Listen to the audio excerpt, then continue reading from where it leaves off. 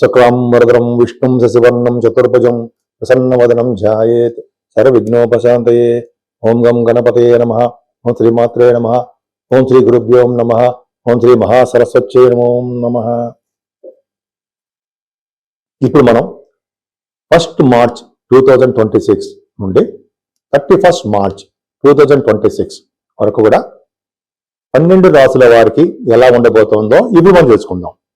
దానికంటే ముందర ఏ రాశిలో ఏ గ్రహాలు ఉన్నాయో తెలుసుకుందాం అండి. 26 మార్చి నుండి శుక్రుడు వస్తున్నాడు. గురుడు మిథున రాశిలో ఉన్నాడు, వక్రగతిలో ఉన్నాడు. కేతు సింహరాశిలో ఉన్నాడు. అలాగే రవి, బుధ, కుజ, శుక్ర, రాహువులు కుంభరాశిలో ఉన్నారు. అంతేకాకుండా శనీశ్వరుడు మీనరాశిలోను, శుక్రుడు 2వ తారీఖు నుండి 2 మార్చి నుండి శుక్రుడు ఉచ్చ స్థితిలో మీనరాశిలో ఉండబోతున్నాడు. బ్రహ్మాండం, ఎగ్జాల్టేషన్కి వచ్చేస్తున్నాడు. రవి 15వ తారీఖు నుంచి మనకి మీనరాశిలో వస్తున్నాడు. ఇప్పుడు వాళ్ళు ఇచ్చే ఫలితాలు ఒక్కొక్కటి తెలుసుకుందామండి. ముఖ్యంగా ఈ నెల మొత్తం కూడా కాలసర్ప దోషంలోనే ప్లానెట్స్ అన్ని ఉండిపోయాయండి. అంటే మనిషి మీద ప్రభావం అనేది చాలా తక్కువ చూపిస్తాయి. ఇంతకుముందు చెప్పినట్టుగానే మన దేశాల మీద చూపిస్తాయి తప్ప, రాజకీయ నాయకుల మీద, మంత్రుల మీద చూపిస్తాయి తప్ప గ్రహాల ప్రభావం, కాలసర్ప దోషం అనేది చాలా తక్కువగా మనిషి మీద ప్రభావం చూపిస్తుంది. ఇప్పుడు మనం తెలుసుకుందాం. కుంభరాశి వారికి ఈ నెల మొత్తం కూడా చాలా విశేషంగా ఉందని చెప్పచ్చు.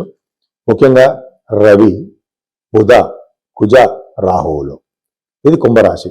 శుక్రుడు మారిపోతున్నాడు.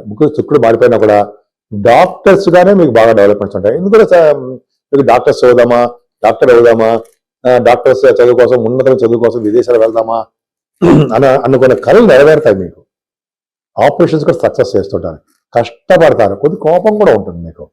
రవికుజులు ఉన్నారు కదా, పౌరుషము, కోపము, ఒక రాజస లక్షణాలు, హుందాగా ఉండడము, ఇవన్నీ మీకు ఉంటాయి. ద్వీపంలో శుక్రుడు ఉన్నారండి. మీకు శుక్రుడితో కలిసిన శని 4th హౌస్లో 2nd భావం ఉన్న, 12th హౌస్లో శుక్రుడు శని ద్వితీయ భావం ఉన్న, అలాగే సప్తమాధిపతి ద్వితీయ భావం ఉన్నా కూడా మీకు విదేశ పర్యటన సూచిస్తోంది. అలాగే ఫైనాన్షియల్ గా కూడా మీరు డెవలప్మెంట్స్ ఉంటాయి. ద్వితీయ భావం శుక్రుడు ఎగ్జాల్టేషన్ ఉన్నాడు కదా, రాజయోగారుడు 4th హౌస్ లాడు. కాబట్టి ధనం విషయంలో ఏమాత్రం ఇబ్బంది పడరు. 26వ తారీఖు తర్వాత నుంచి మీ చెల్లెళ్ళని కలవడము, ప్రయాణాలు చేయడము, మీ కొత్త కొత్త ఆలోచన రూపం, కార్యరూపం దాల్చడము, అలాగే పత్రికా రంగ సంస్థలో పనిచేసే వారికి నిపుణత్వం కలిగి ఉండడం జరుగుతూ ఉంటుంది. మీ కుమారుల వలన మీకు సుఖ సంతోషాలు, ఆనందము, అదృష్టము కలుగుతాయి. మీ కుమారుల వలన మీ కుమారులే మిమ్మల్ని చూసుకుంటూ ఉంటారు. అంతేకాకుండా మీకు ఏం కావాలో వాళ్ళే రక్షగా ఉంటారు. మీకు కుమారులు పుట్టడానికి అవకాశము ఉంది. సాహిత్య రంగంలోనూ మీకు బాగా డెవలప్ అవుతారు. స్టాక్ మార్కెట్లో కూడా ధనాదాయం బాగుంటుంది. అంతేకాకుండా ధర్మకార్యాలు, శుభకార్యాలు చేస్తారు మీరు. మీ కేతు కూడా 7వ స్థానం కేతు ఉండడం వలన భార్యాభర్త విషయంలోనూ, మీ ఆరోగ్య విషయంలోనూ కొద్ది జాగ్రత్త వహించాలంటే. 7వ స్థానాన్ని రవి అని కొన్ని గ్రహాలు చూస్తున్నాయి. బట్ ఏదైనా వివాహ వేడుకలు ఆలస్యం అవడము, అదే భార్యాభర్త విషయంలో చిన్న చిన్న ప్రాబ్లమ్స్ రావడము, మీ ఆరోగ్య విషయంలో చిన్న చిన్న ప్రాబ్లమ్స్ రావడము, లేకపోతే నీటి వల్ల గండం ఉండడము, చిన్న చిన్న ప్రాబ్లమ్స్ జరుగుతాయి. భయపడాల్సిన అవసరం లేదు. ఎందుకని మీ రాశిలోనే పవర్ఫుల్ ప్లానెట్స్ ఉన్నాయి కదా, కుజుడు, రవి, రాహు. గురుడు కూడా భాగ్యస్థానం చూస్తున్నాడు. భాగ్యము ఎక్కడ తగ్గదండి. భాగ్యాధిపతి చేత కూడా మీకు భాగ్యస్థానం చూడబడుతోంది. శుక్రుడు చూస్తున్నాడు. అంటే మీరు విదేశాలు వెళ్ళడము, శుభకార్యాలు చేయడము, ధర్మకార్యాలు చేయడము, అంతేకాకుండా మీకు పుణ్యక్షేత్ర దర్శనాలు, తీర్థయాత్రలు, అంతేగా హైయర్ ఎడ్యుకేషన్ చేసే విదేశాలు వెళ్ళడము, సినిమా షూటింగుల్లో, సినిమాల్లో మీకు అవకాశాలు రావడం జరుగుతుంది. ధనం బాగా సంపాదించుకుంటారు. 10th హౌస్ లార్డ్, మీ 10th హౌస్ లార్డ్ ఎవరండి? కుజుడు కదా, మీ రాశిలోనే ఉన్నాడు. అంటే ఎక్కువ కష్టపడాలండి. మీరు ఉద్యోగపరంగా ఎక్కువ కష్టపడాలి. నేమ్ అండ్ ఫేమ్ వస్తుంది. రాజకీయ రంగంలో ఉన్న వారికి కూడా నేమ్ అండ్ ఫేమ్ రావడానికి అవకాశాలు ఉన్నాయి.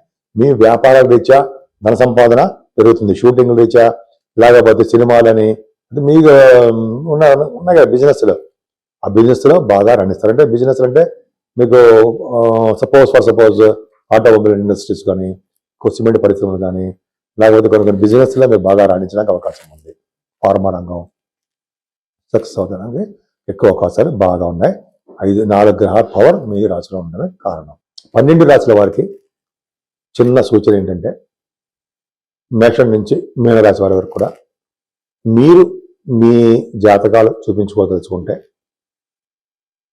మీకు ముందుగా మీ date of birth, time of birth, place of birth 3 ఉండాలండి. నేను ఆది ఆస్ట్రాలజీ నుంచి చెప్తున్నాను. మన ఆది ఆస్ట్రాలజీనే చూస్తూ ఉంటాము, వేరే వాళ్ళు ఎవరు చూడరు, నేనే చూస్తూ ఉంటాను. ఆల్మోస్ట్ 35 సంవత్సరాల అనుభవం కూడా ఉంది నాకు ఆస్ట్రాలజీలో. 2000 ఇయర్లో ఎంఏ ఆస్ట్రాలజీ చేశాను. దానికంటే 2000 ఇయర్లో 26 ఇయర్స్ అయింది.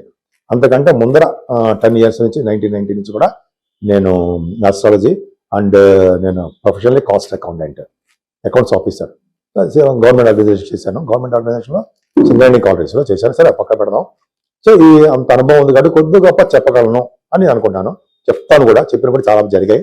మీకు విద్యలో కానీ, లేకపోతే వివాహం విషయంలో కానీ, చిల్డ్రన్ విషయంలో కానీ, లేకపోతే వివాహాలు అవ్వట్లేదని మ్యాచ్ మేకింగ్ కానీ, ఇవన్నీ ఉంటాయి కదా, అన్నీ పర్ఫెక్ట్గా చూసి చెప్పగలను. నేను ఆ కాన్ఫిడెన్స్ నాకు ఉంది. అంతేకాకుండా వాస్తు సంబంధించిన విషయాల్లో కూడా మీకు ఏమాత్రం డౌట్ ఉన్నా నన్ను కన్సల్ట్ చేస్తే నేను చెప్తాను. లేకపోతే మీరు వాట్సాప్లో మెసేజ్ పెట్టండి. షూటింగ్లో ఉంటే మనం చెప్పలేకపోవచ్చు, తప్పకుండా మీకు చెప్తాను. అంతేకాకుండా 12 రాశుల వారికి పరిష్కార మార్గాలు చెప్తామండి. ఎందుకంటే 12 రాశుల వారికి కూడా అంత అద్భుతంగా ఉండదు. ఎందుకంటే కాలసర్పదోషంలో ప్లానెట్స్ అన్నీ ఉన్నాయి. అంటే మనకి నెగిటివ్ ఎనర్జీ వస్తుందా అంటే నెగిటివ్ తక్కువ ఉంటుంది. ఏదైనా మన జాగ్రత్త మనం చేసుకోవాలి. కాబట్టి రాహుకి మనం కాలసర్పదోషం ఉంది కాబట్టి రాహు నుంచి కేతు మధ్యలో గ్రహాలు ఉన్నాయి. అంటే సవ్యకాల సర్పదోషము అంటాం. మనం అంటే ప్రతి రాశి వారికి కూడా అవకాశం ఉంటే కాళహస్తి వెళ్ళి రాహు కేతులు పూజ చేయించుకోవడం కంపల్సరీ. మనం అక్కడ వెళ్ళాము, ఆన్లైన్ ద్వారా చేయించుకుంటాము. ఇంకా చేయలేము, మన ఇంట్లోనే మన ఊళ్ళోనే రాహుకు సంబంధించినటువంటి నవగ్రహాల్లో కేతుకు సంబంధించిన పూజలు చేయించుకోవడం. అది కూడా చేయలేకపోతే రాహుకు సంబంధించినటువంటి స్తోత్రాలు ఇంట్లో చదువుకోవడము, కేతు గణపతి ఆరాధన, సుబ్రహ్మణ్య ఆరాధన చేసుకోవడం వల్ల ఈ రాహు కేతు యొక్క ప్రభావం తగ్గుతుంది. అమ్మవారి పూజలు కూడా చేసుకోవడం వల్ల అదృష్టం బట్టి మనకి రాహు కేతు ప్రభావం తగ్గుతుంది. అంతేకాకుండా అమ్మవారి కనకదుర్గ అమ్మవారికి మనం పౌర్ణమి పూట కానీ అమావాస్య పూట కానీ హోమాలు చేస్తూ ఉంటారు. హోమాలు చేస్తే ముందర అంటే జస్ట్ అమ్మవారి హోమం చేసే ముందర నవగ్రహాలు కూడా మనం చేస్తూ ఉంటాం. సో నవగ్రహాలు చేయడం వల్ల ప్లస్ అమ్మవారికి హోమాలు చేయడం వల్ల చండీ హోమం ఈ 12 రాశుల వారికి నవగ్రహాల వల్ల వచ్చే దోషాలు చాలా మటుకు తగ్గుముఖం పడడానికి అవకాశాలు ఎక్కువ ఉన్నాయి. అంతేకాదండి, శనీశ్వరుడు కూడా మనం చెప్తూ ఉంటాం కదా, శనీశ్వరుడు దోషం కూడా చాలా ఉంటుంది.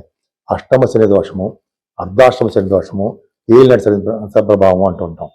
సో ఈ మీకు రాశులు తెలుసు ఎవరెవరికి ఉన్నాయో. సో ఈ రాశి వారు కూడా శని దోషం తగ్గడానికి ఓం సం శనీశ్వరాయ నమః, ఓం సం శనీశ్వరాయ నమః, ఓం సం శనీశ్వరాయ నమః మంత్రం కానీ, లేదా మనం మందపల్లిలో పూజ చేయించుకోవడం కానీ, తిరునల్లారు వెళ్ళడం కానీ అవన్నీ మనం చేయలేము. మన ఊళ్ళోనే శనీశ్వరుడికి 7 శనివారాలు దండం పెట్టుకోవడం, ఆంజనేయ స్వామి వారి దర్శనం చేసుకోవడం, వెంకటేశ్వర స్వామి వారి దగ్గర అంటే దగ్గర కాదు, ధ్వజస్తంభం కొంచెం దగ్గరలోనే అఖండ దీపారాధన, ఒక పెద్ద ప్రమిదిలో ఒక ఒత్తి వేసి దీపారాధన చేయాలి. ఆ చేసిన పుణ్యం వెంకటేశ్వర స్వామి వారు శనీశ్వరుడికి ట్రాన్స్ఫర్ చేసి మనకు ప్రభావం తగ్గిస్తారని చదివాను ఎక్కడో. అది కరెక్ట్. తర్వాత శివాభిషేకాలు ఎప్పుడూ మర్చిపోకూడదు. శివుడికి అభిషేకం చేసుకోవడం వలన సర్వదోషాలు సర్వ పాపాలు హరిస్తాయని చెప్తూ ఉంటాం మనం. కాబట్టి రాహు వలన, కేతు వలన, అసలు 12 గ్రహాల వలన వచ్చే దోషాలు 12 రాశుల్లో 9 గ్రహాల వల్ల వచ్చే దోషాలు కూడా ఒక్క శివుడు అభిషేకం చేయడం వలన, శివుడికి మారేడుదలం సమర్పించడం వలన, అలాగే పార్వతీ అమ్మవారిని పూజించడం వల్ల కూడా దోషాలన్నీ పరిహారం అవుతాయి అంటే సందేహం లేదు.